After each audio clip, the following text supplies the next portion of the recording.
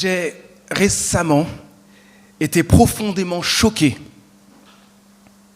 attristé, d'apprendre qu'un chrétien talentueux dans son domaine, dont l'influence grandissait auprès de nombreuses personnes, est maintenant accusé de faits extrêmement graves.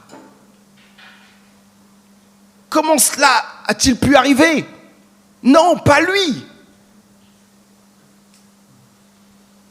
Il est extrêmement regrettable, triste, de constater que de nombreuses personnes qui avaient placé leur foi en Jésus-Christ, commencé leur vie chrétienne avec un témoignage éclatant, avaient des dons extraordinaires, des talents, ont malheureusement succombé aux épreuves, aux tentations, à leurs propres faiblesses, entraînant ainsi une chute considérable qui entache sérieusement leur témoignage.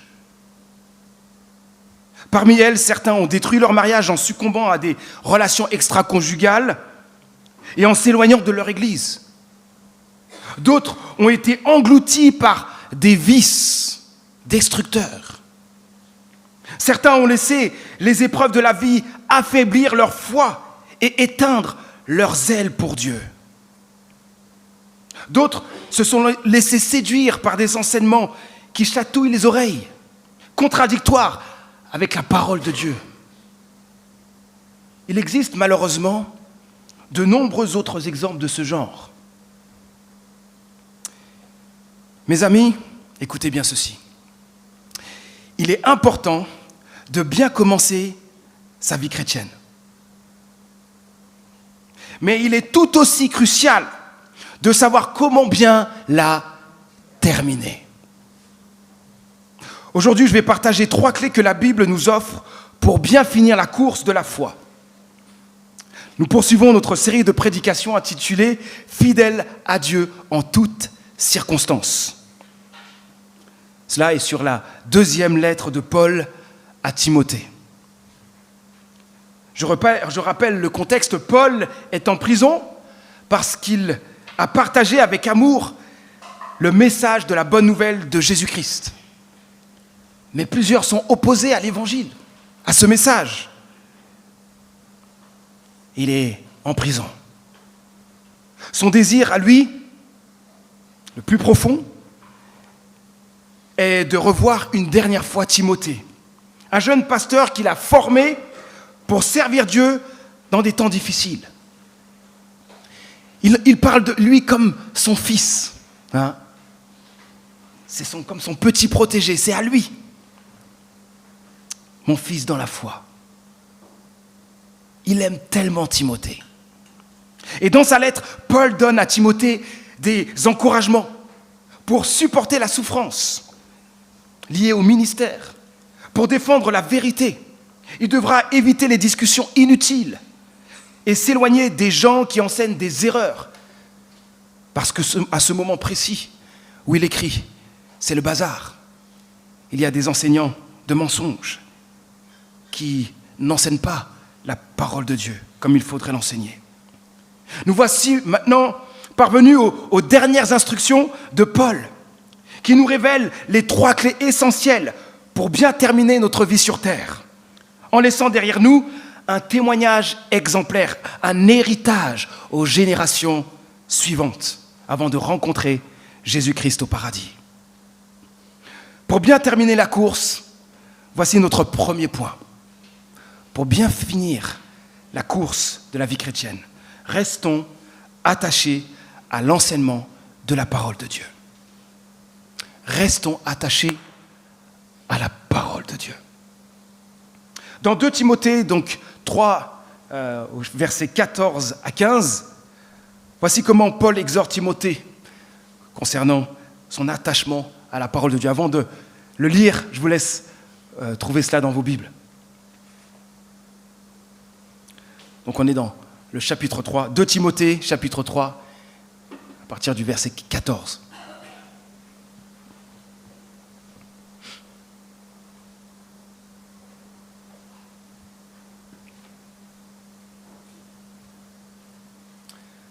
Voilà, je cite 2 Timothée 3, 14 à 15. Pour toi, donc c'est Paul qui parle à Timothée, pour toi, reste attaché à tout ce que tu as appris et reçu avec une entière conviction. Tu sais de qui tu l'as appris et que depuis ton enfance, tu connais les Saintes Écritures. Elles peuvent te donner la vraie sagesse qui conduit au salut par la foi en Jésus-Christ. Fin de citation. Timothée se trouve, comme je l'ai dit un peu avant, confronté aux enseignants de fausses doctrines qui s'éloignent de la vérité et perturbent l'église d'Éphèse. Dans cette lutte, Timothée est en première ligne. Paul lui dit d'agir de manière contraire à ces enseignants trompeurs. Timothée doit, lui, demeurer attaché aux Saintes Écritures, à un enseignement sérieux des Saintes Écritures qu'il a reçues. On pourrait se poser la question, pourquoi ? Pourquoi être attaché aux Écritures, à la parole de Dieu ? Voici une réponse. Parce que la valeur de cet enseignement, transmis à Timothée, repose avant tout sur son origine. Les premières personnes à avoir enseigné les Saintes Écritures à Timothée étaient sa grand-mère, Loïs, et sa mère, Eunice, comme mentionné dans le verset 5 du chapitre 1. À cette époque, c'est intéressant, on enseignait l'Ancien Testament aux enfants juifs dès l'âge de 5 ans. Remarquez comment Paul élève à un très haut niveau l'importance de l'enseignement donné aux enfants dès leur plus jeune âge. Ce qu'il exprime ici est d'une importance vitale. En tant que parents, ne sous-estimons pas l'impact que nous pouvons avoir sur nos enfants. Dieu nous appelle tous à enseigner la Bible à nos enfants. Ce n'était pas une bonne idée qu'avaient la grand-mère et la mère de Timothée. Tiens, c'est intéressant, ce serait bien d'enseigner l'Ancien Testament. Ouais, c'est une bonne idée. Non, c'est un ordre biblique. Elles obéissent à Dieu en faisant cela. Et si elles ne le font pas, elles désobéissent à Dieu. Vous le saviez ça ? Dans la Bible, Dieu nous instruit de transmettre la foi à nos enfants. Il y a plusieurs textes qui le disent. L'un des meilleurs, Deutéronome 6, versets 5 à 7, je cite, « Tu aimeras l'Éternel ton Dieu de tout ton cœur, de toute ton âme et de toute ta force. Que ces commandements que je te donne aujourd'hui restent gravés dans ton cœur. » Donc il est en train de dire, ce n'est pas juste une histoire de l'avoir dans la tête. Il faut que ça descende au cœur pour toucher toute notre vie. La suite, verset 7. « Tu les inculqueras à tes enfants et tu en parleras chez toi, dans ta maison, et quand tu marcheras sur la route, quand tu te coucheras et quand tu te lèveras. » Ah, intéressant. Qu'est-ce qu'on vient de lire ? Au centre de ce passage, Dieu commande aux parents de parler sans cesse de la parole, de sa parole, avec leurs enfants. Ils sont appelés à intégrer la parole de Dieu dans la trame de leur vie quotidienne. Certaines personnes pourraient s'exprimer ainsi, « Mais je ne sais pas comment faire. Je ne sais pas suffisamment, je ne connais pas suffisamment ma Bible pour enseigner à mes enfants. Et puis enseigner, ce n'est pas mon truc. » Eh bien, soyez encouragés ce matin. Il existe de nombreux outils et livres de qualité disponibles dans les librairies chrétiennes pour vous aider. En ce moment, je prends plaisir à partager avec mes enfants un livre intitulé, ou plutôt à lire ce livre, toutes ces histoires de la Bible que je devrais connaître, qui propose 121 récits bibliques adaptés aux enfants de 5 à 10 ans. À nous de trouver, dans les librairies chrétiennes, de trouver ce qui convient à l'âge de nos enfants, afin de lire et enseigner la parole de Dieu. C'est tellement important. Mais cela ne s'arrête pas, vous l'entendez, à une simple lecture. Nous devons également aider nos enfants à comprendre la parole de Dieu, son œuvre et l'œuvre de salut de Dieu, à connaître vraiment Dieu. Quand je parle de salut en Jésus-Christ, c'est ce qu'il nous offre, la vie éternelle en lui, sa mort, sa résurrection.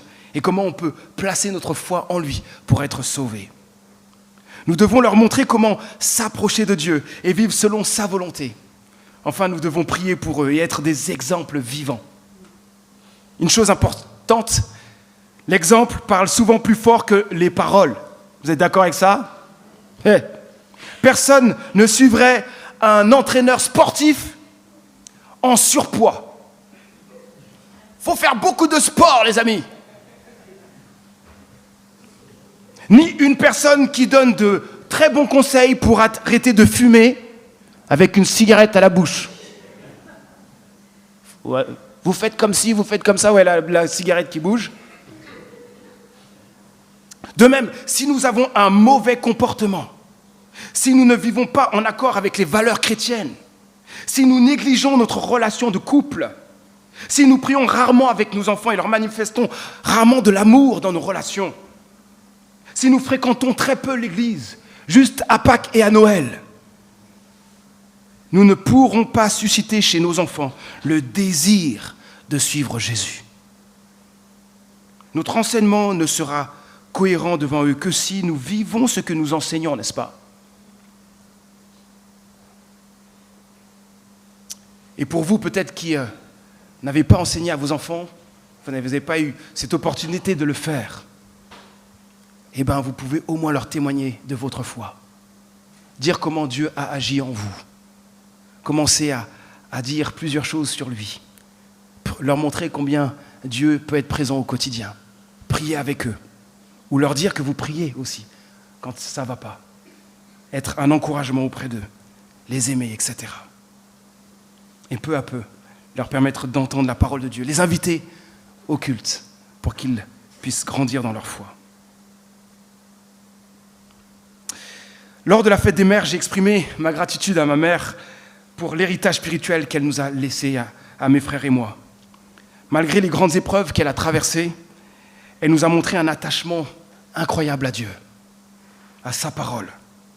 Elle nous a inculqué l'importance de la parole de Dieu, l'importance de la prière, l'importance de nous engager vraiment dans l'Église, à être fidèles à Dieu en toutes circonstances. Elle nous a inculqué l'importance de la grâce en Christ qui transforme.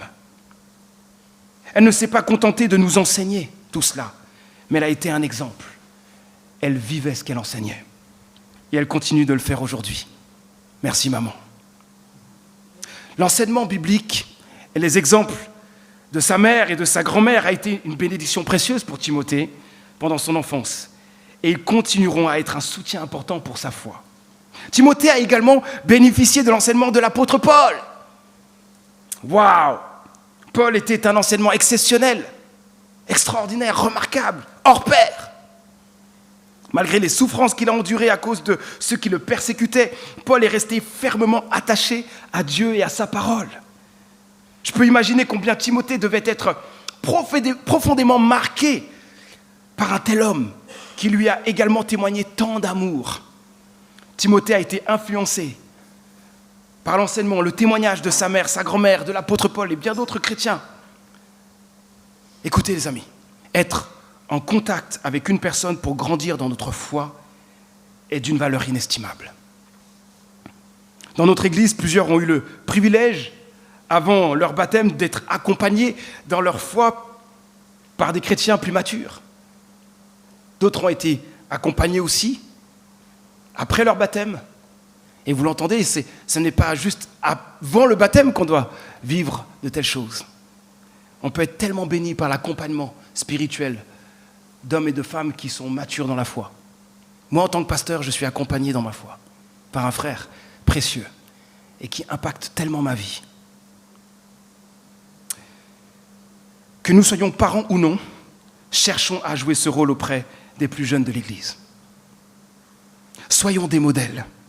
Les plus jeunes ont besoin de voir des adultes, des aînés, passionnés pour Christ. Laissons un héritage à cette génération. Elle en a tant besoin. Osons également prendre du temps avec les jeunes pour non seulement leur exprimer notre amour, mais aussi répondre à leurs questions et leur permettre de grandir dans leur amour pour Dieu, leur relation avec Dieu. Lorsque les enfants et les jeunes nous observent, bonne question, lorsque les enfants et les jeunes nous observent, que perçoivent-ils de notre comportement, de notre vie? Quand ils viennent à l'église, quand ils nous voient ailleurs, est-ce qu'ils voient des exemples à suivre?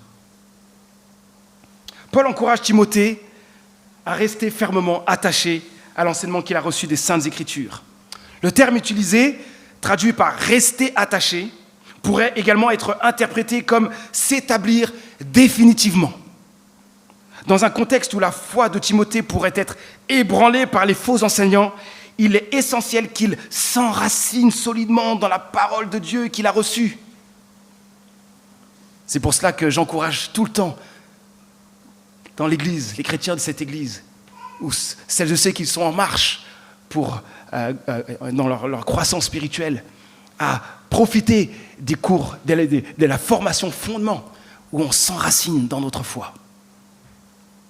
Pourquoi est-il si important que Timothée reste fermement attaché aux Saintes Écritures? Une autre raison, non seulement parce qu'il l'a reçu de personnes dignes de confiance, qui en ont démontré la véracité, mais aussi parce que les Saintes Écritures révèlent la réalité du péché, notre transgression de la loi de Dieu et notre besoin urgent d'un sauveur. Les Écritures nous conduisent à Jésus-Christ. Grâce aux Saintes Écritures, Timothée a pu placer toute sa confiance en Jésus, recevoir le pardon de tes péchés, la vie éternelle. Les paroles de Paul à Timothée nous rappellent que même si nous avons reçu un précieux héritage spirituel par nos parents, il est possible de s'en éloigner. Nous avons une dette envers ceux qui nous ont précédés, les amis. Que ce soit nos parents directs ou ceux qui nous ont conduits à Jésus ou enseigné la parole de Dieu.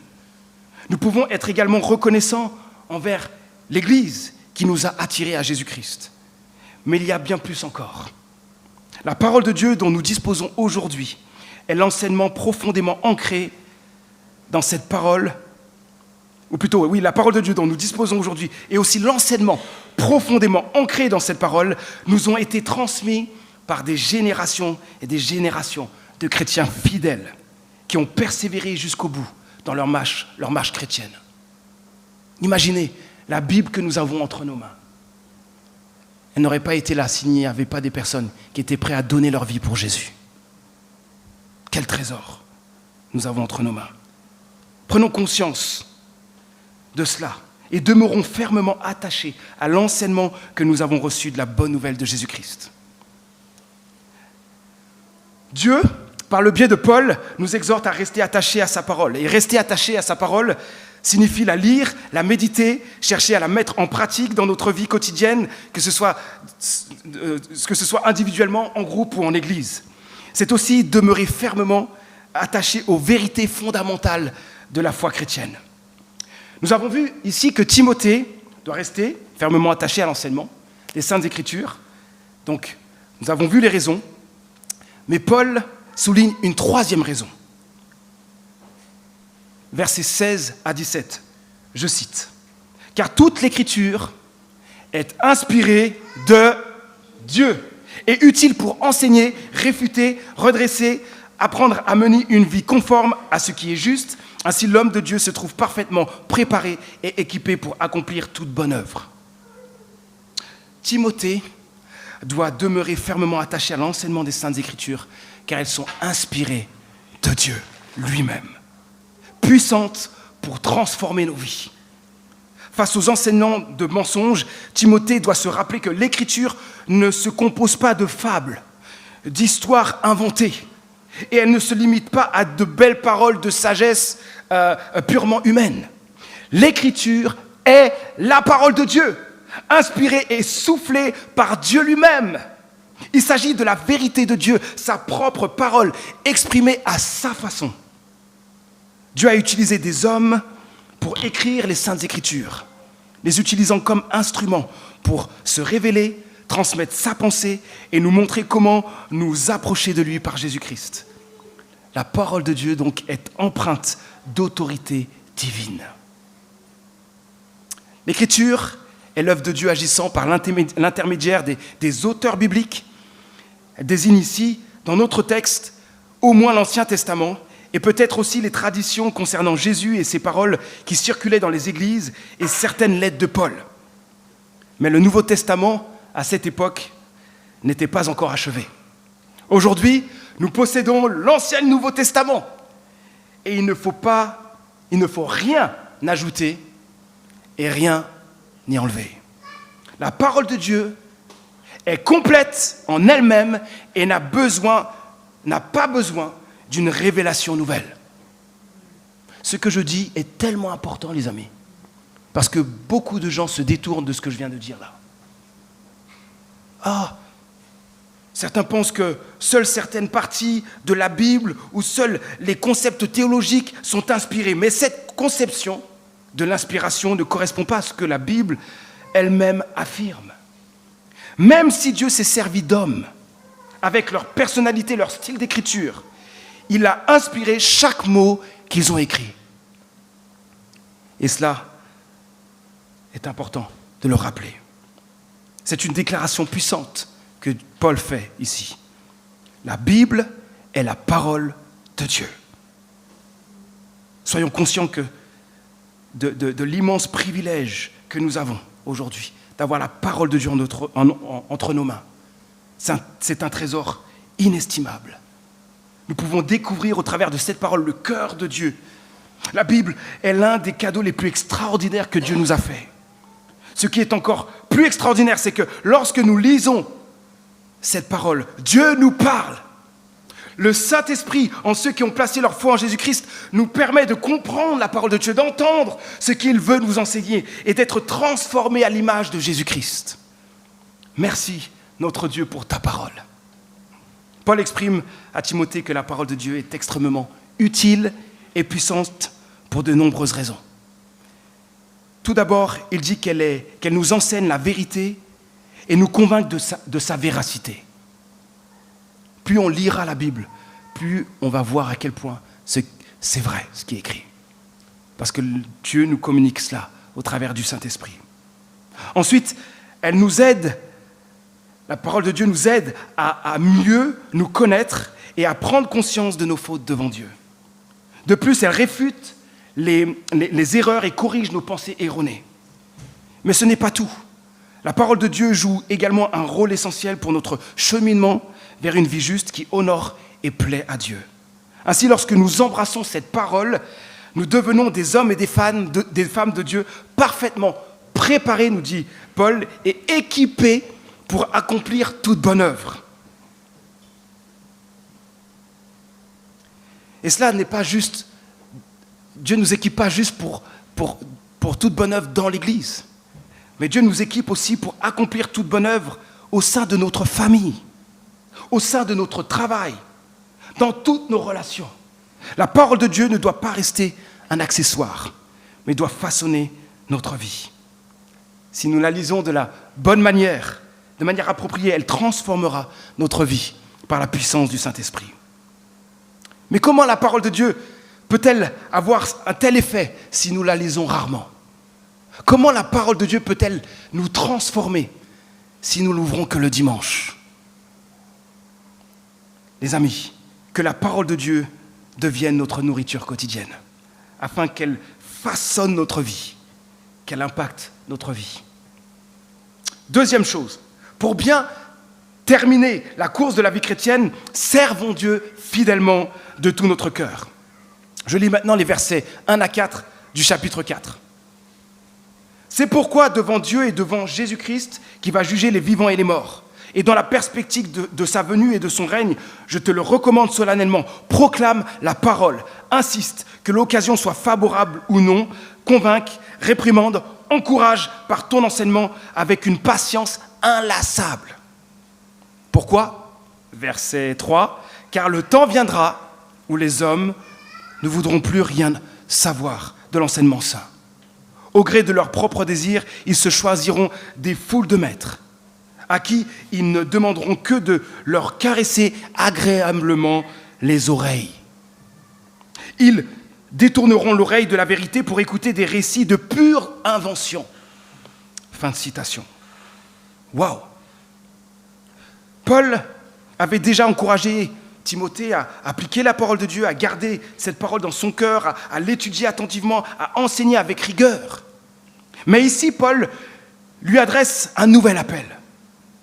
Mais on sent qu'il y a une force ici et un côté tellement solennel.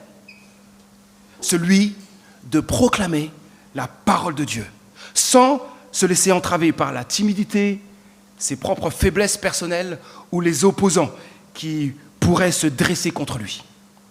Parfois, il devra proclamer la parole de Dieu, même si cela peut causer de la douleur à ceux qui l'écoutent. Ça va déranger. En effet, la parole de Dieu mettra en lumière leur désobéissance et égarement, et elle corrigera leur comportement. Donc, vous m'entendez prêcher, vous entendez plusieurs prédicateurs ici dans l'église. Si parfois ça vous dérange, ce n'est pas de notre faute, hein. C'est la parole de Dieu. Et si elle ne vous dérange jamais, c'est qu'il y a un problème. Elle va toujours, souvent en tout cas, nous déranger dans le sens qu'elle va mettre le doigt sur nos fautes, corriger notre vie. Manu, là, il y a quelque chose que tu dois changer. Et toutes les fois où vous me voyez prêcher ici, je suis souvent repris par Dieu. Je ne viens jamais en mettre ici. Et tout ce que je reçois à chaque fois de la part de Dieu, dans mon bureau, je suis dans la repentance. Seigneur, pardon pour ci, pardon pour ça. Aide-moi. Comment Timothée peut-il avoir le courage de proclamer la parole de Dieu en toutes circonstances, alors qu'il y a beaucoup de gens qui préfèrent écouter des choses qui correspondent à leurs désirs, qui flattent leur oreille, des gens qui recherchent des récits inventés plutôt que la vérité. C'est tellement ce qui se passe aujourd'hui, n'est-ce pas? Paul met en garde Timothée en lui rappelant qu'un jour, il devra rendre compte de son ministère de prédicateur.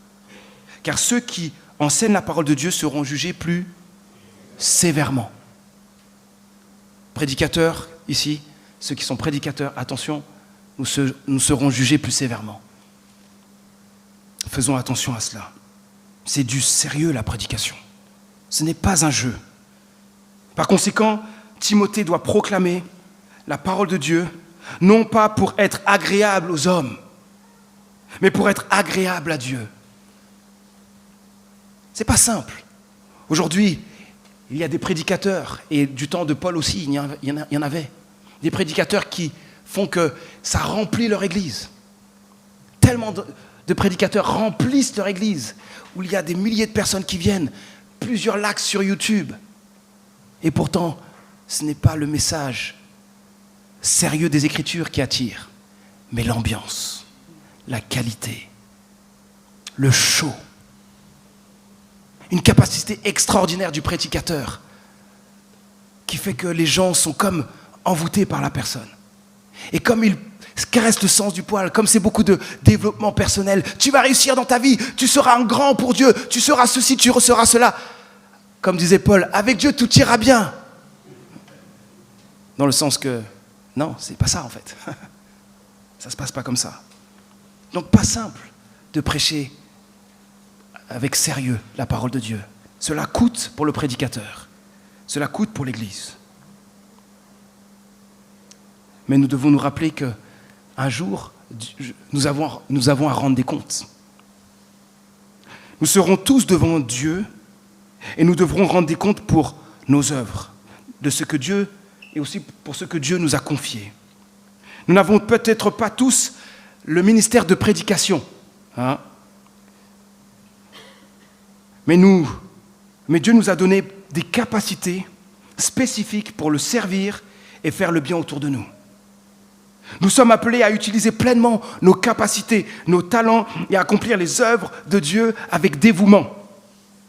Et ça, quand je dis ça, ce n'est pas juste dans l'église. Parce qu'il y a des gens qui disent « j'aimerais servir Dieu ». Et pour eux, ils travaillent, ils ont un boulot, ils ont une famille, mais ils ne servent pas Dieu. Il y a un truc que vous n'avez pas compris là. Parce que servir Dieu, c'est toute la vie. Ce n'est pas juste dans l'église. Ah, maintenant, enfin, je sers Dieu parce que je sers dans l'église. Ah, je suis dans le groupe de louanges. Super, je sers Dieu. Alléluia. Non. Est-ce que tu es un bon père? Parce que Dieu t'attend là. Est-ce que tu es une personne qui bénit les gens dans ton travail? Dieu t'attend là. Dans ton quotidien, est-ce que tu sers Dieu dans le sens que tu aimes les gens? Tu fais du bien et tu pries pour des conversions. Tu pries pour que plusieurs viennent à Jésus. Tu témoignes de ta foi. Est-ce que tu es là? C'est ça, servir Dieu, dans toute notre vie. Un jour, nous serons jugés par Dieu, les amis. Alors j'aimerais juste nous aider à comprendre de quoi il s'agit ici. Juger, pourquoi? Si on est chrétien, on a la foi en Jésus, on est sauvé, non? Est-ce qu'on ne sera jugé si on a vraiment placé notre foi en Jésus? Est-ce qu'on sera jugé dans le sens que Dieu va dire « Bon, Manu, t'as pas assuré, donc va en enfer ». Non, il ne s'agit pas de ça, les amis, quand on parle de jugement. Pour nous, chrétiens, ce jugement ne sera pas pour déterminer si nous accédons au paradis ou non. Car nous avons été sauvés par la mort et la résurrection de Jésus-Christ. Aucune œuvre, aucune chose que je fais ne m'amène à mériter quoi que ce soit de Dieu, ni son paradis. Mais entièrement, c'est quand je mets entièrement ma confiance en Jésus que je suis sauvé et que j'ai la vie éternelle. Mais nous serons évalués en vue de recevoir une récompense de la part de Christ. Alors quand on dit récompense, il y en a qui ont du mal avec ça. Si récompense, c'est bizarre parce que ça fait un peu donnant, etc. Si vous aimez quelqu'un, et qui a fait des choses par amour pour vous, qui a fait tellement de bonnes choses, l'élan de votre cœur, souvent c'est de dire merci, d'être reconnaissant. L'élan de votre cœur, c'est d'exprimer votre amour, c'est souvent de lui offrir un cadeau. Toutes les fois où il y a des gens qui ont fait des choses extraordinaires, qui ont béni l'Église ou des gens en particulier, eh ben, on a envie de leur offrir quelque chose, n'est-ce pas? Les cadeaux, c'est pas juste nous qui avons ça en nous, c'est bien les cadeaux, mais ça vient de Dieu en fait. Dieu est un Dieu de cadeaux. Et donc quand il veut récompenser, c'est dans ce sens, il veut nous récompenser, alors que tout est grâce, nous ne méritons rien de lui. Mais Dieu veut récompenser nos œuvres. Alors que toutes nos œuvres, si on peut faire des choses qui lui plaisent, c'est encore grâce à lui, c'est son œuvre, c'est l'œuvre du Saint-Esprit. Qu'avons-nous fait que Dieu n'a pas fait en fait?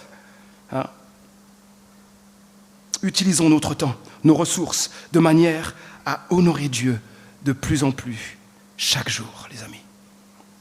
En mettant toute notre ressource au service de Dieu, nous aurons un impact positif en apportant de la joie aux autres, en bénissant les gens autour de nous, en apportant amour et espoir à ceux qui nous entourent. Et cela va pourra amener plusieurs à Jésus-Christ au travers de notre témoignage, au témoignage de l'Église, et favorisera la croissance, oui, de l'Église. Soyons des témoins partout où nous sommes.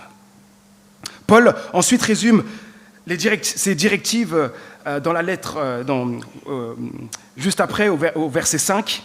Il dit ceci: « Mais toi, fais preuve en toutes circonstances de modération, supporte les souffrances, remplis bien ton ministère, ton rôle de prédicateur de l'Évangile, accomplis pleinement ton ministère. » C'est marrant, ici on a l'impression que Paul donne un ordre de mission. Cultive la maîtrise de soi, persévère face aux épreuves, répands la bonne nouvelle de Jésus-Christ, sers Dieu fidèlement jusqu'à la fin de ta vie. Intéressant. Un programme inspirant pour nous tous. Troisième et dernier point. Pour bien terminer la course de la vie chrétienne, demeurons dans l'amour de Christ en attendant son retour. Dans les versets 6 à 8, Paul se présente à Timothée comme un exemple à suivre, quelqu'un qui a pleinement accompli son service pour Dieu jusqu'à la fin de sa vie.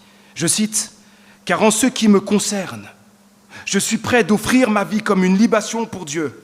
Le moment de mon départ est arrivé. J'ai combattu le bon combat. J'ai achevé ma course. J'ai gardé la foi. Telle une couronne, la justice que Dieu accorde est déjà préparée pour moi. Le Seigneur, le juste juge, me la remettra au jour du jugement. Et pas seulement à moi, mais à tous ceux qui, avec amour, attendent sa venue. » Waouh! Dans ce texte, Paul nous impressionne, il est en prison. Et Paul reconnaît que le moment de son départ approche, bien qu'il espère revoir Timothée avant sa mort, il n'en est pas certain. Et il exprime ici ses dernières paroles en fixant ses regards sur l'avenir. Paul considère sa vie comme un sacrifice offert à Dieu. Toute sa vie, c'était un sacrifice offert à Dieu. Et d'un coup, il nous parle du sacrifice ultime. Le dernier, ma mort en martyr. Waouh!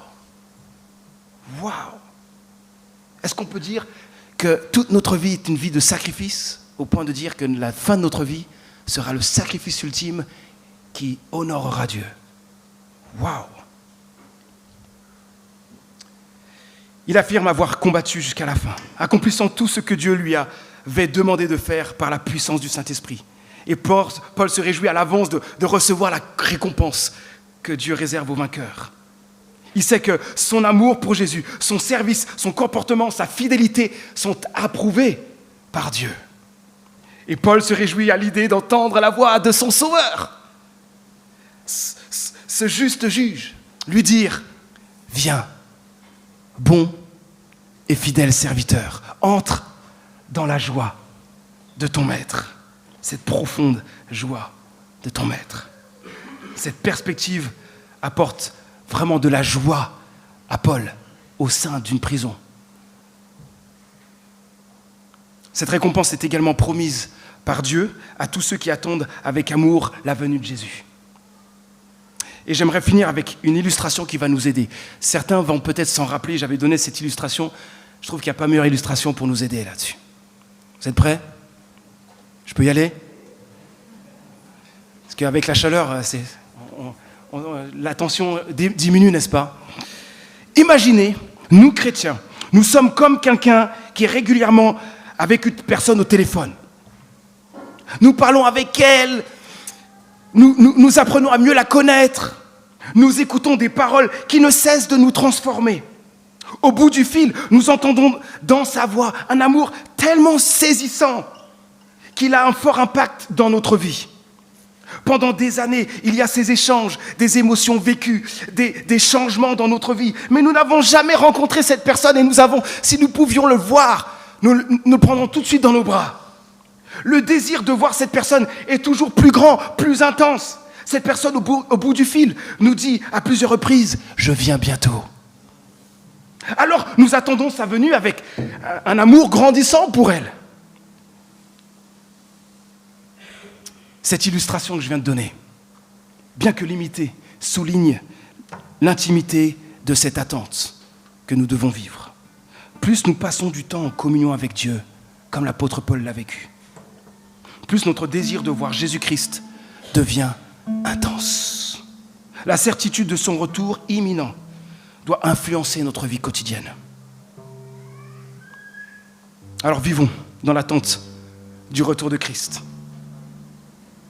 Croyons que cela va soutenir notre foi. Cela a soutenu la foi de Paul. Ça a soutenu la foi de Timothée.